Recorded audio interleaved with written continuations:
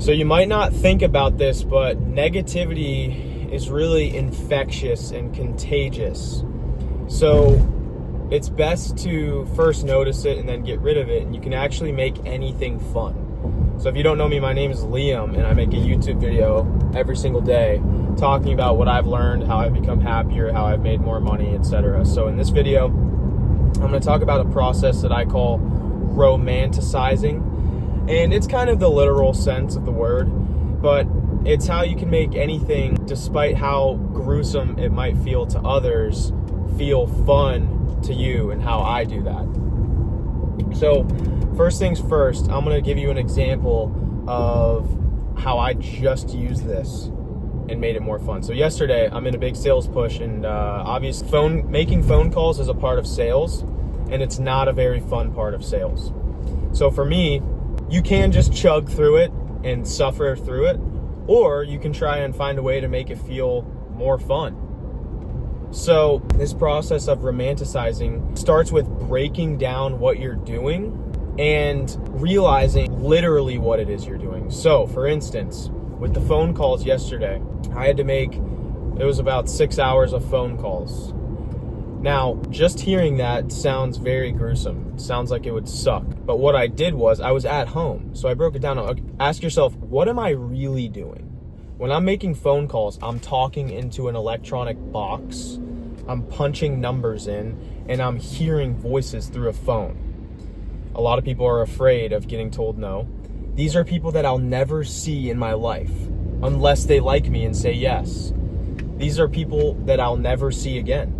Why would I be afraid? Why would I have to suffer through this?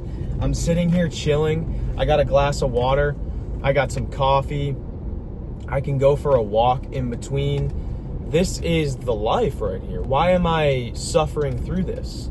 This is actually quite enjoyable. And so it's a process of breaking down what it is you're doing literally and romanticizing it, dressing it up. Hey, I gotta go for a run, but check out this weather right now. It's hot. Most people wouldn't like it if it was hot. You can be like, it's hot, I'm gonna go out and sweat, I'm gonna get some vitamin D, I'm gonna get a slight tan, and then after I'm gonna have a huge endorphin release and I'm gonna feel good. It's taking it, breaking it down and asking yourself, what am I really doing? And realizing, hey, this can be fun. And so the definition of a happy person is just someone who interprets event in the most positive way possible. That's all it is. But what you'll find, and what I've found, is that this simple reframe of, hey, this is actually pretty nice, I'm gonna enjoy this, makes everything fun. And the reason this is a superpower, because there's the whole grind culture, hustle culture, like Alex Hormozy. They might get a lot of work done, but don't you think you're more effective if you can work and enjoy it at the same time? That's kind of what an obsession is. We all realize that if we were obsessed with the goal, then we would achieve it, because the work would simply not feel like work.